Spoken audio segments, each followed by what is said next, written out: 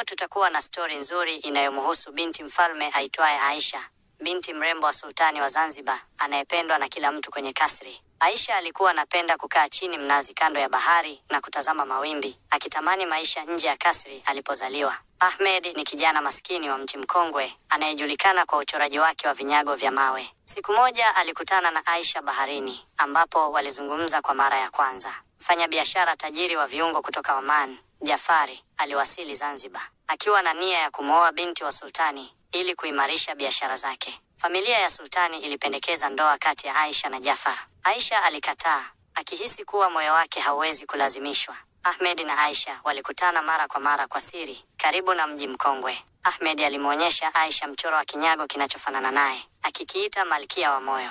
Jafar aligundua kuhusu ukaribu wa Aisha na Ahmed. Akaapa kumzuia kijana huyo maskini asiwe karibu na binti wa sultani. Jafar alimtuma mjumbe kumwonya Ahmed aache kumuona Aisha.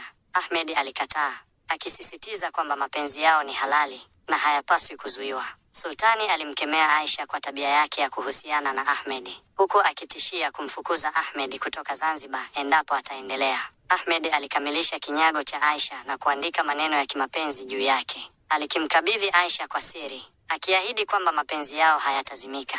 Jafar alipanga njama ya kumharibia Ahmed sifa kwa kumtuhumu kuwa mwizi wa vitu vya kasri. Ahmed alikamatwa, lakini aliendelea kukanusha kuwa sio mwizi. Aisha alithibitisha kuwa Ahmed hakuhusika na wizi huo. Akaonyesha ushahidi kuwa Ahmed alikuwa naye wakati wa tukio hilo. Ahmed akachiwa huru. Sultani akashindwa kuamua kati ya kutii mapenzi ya binti yake na kulinda heshima ya familia mbele ya Jafar, mfanyabiashara mwenye nguvu. Aisha akawekwa chini ya ulinzi mkali ili kumlazimisha kuolewa na Jafar. Alipoteza matumaini na kuhisi maisha yake yatazidi kuwa ya ufungwa. Siku moja Ahmed alimtumia Aisha barua yenye maneno ya matumaini, akimwomba kuwa awe mvumilivu, kwani atatafuta suluhisho la kuokoa mapenzi yao. Ahmed alikutana na rafiki yake, Rashid, fundi wa mashua. Alimwelezea kila kitu kwenye mkasa wake, na binti sultan, Rashid, alikubali kumsaidia. Waliandaa mpango wa kumtorosha Aisha.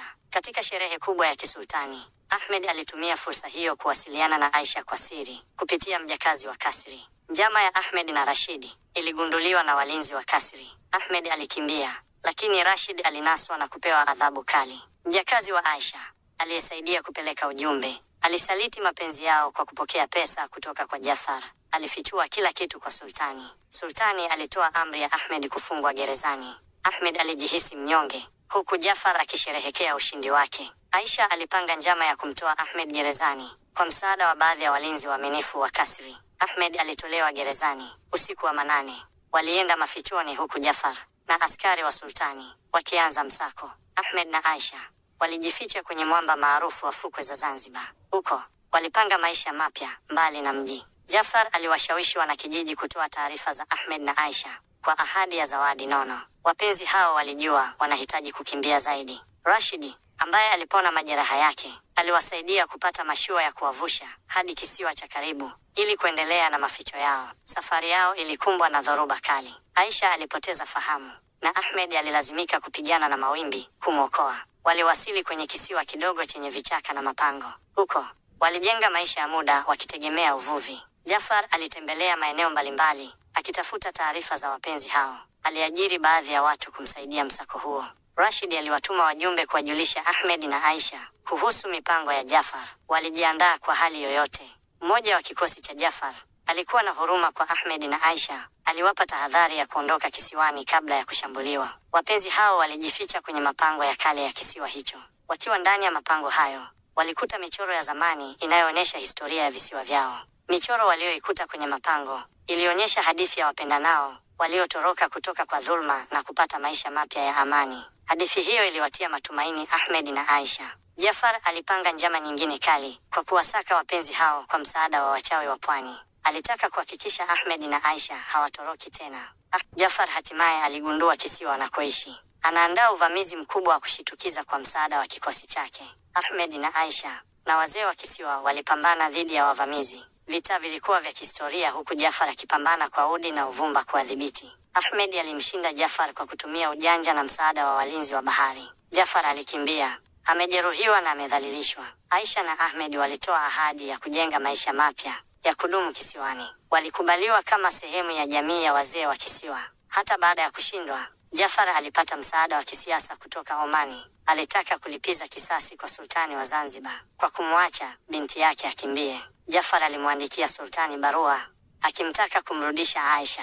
Sultani alikosa amani na kuamua kuingilia kati kwa mara nyingine. Sultani aliwatuma wanadiplomasia kisiwani kuwasihi Ahmed na Aisha warudi Zanzibar. Alidai amebadilika na yupo tayari kuyakubali mapenzi yao. Aisha alisita kurudi nyumbani, akihofia kuwa baba yake na Jafar wanapanga hila nyingine ya kuwatenganisha.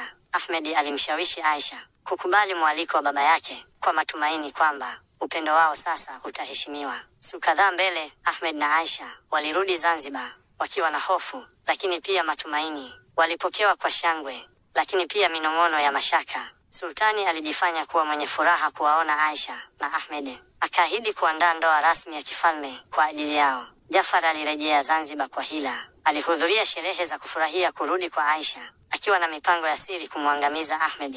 Wakati wa karamu kubwa, Jafar aliweka sumu kwenye kinywaji cha Ahmed. Ahmed alipona kwa miujiza baada ya Rashid kuingilia kati na kumwaga kile kinywaji kwa kudhamiria. Ahmed alikabiliana na Jafar hadharani. Walianza mapambano hadharani. Mapambano yao yalivutia watu wengi na Jafar alishindwa vibaya mbele ya sultani. Jafar alihukumiwa kufukuzwa Zanzibar milele. Sultani aliamua kumuondoa katika maisha ya familia yake kwa sababu ya hila zake mbovu. Sultani hatimaye aliwapa baraka rasmi Ahmed na Aisha. Walifunga ndoa kubwa iliyojumuisha watu wa tabaka zote.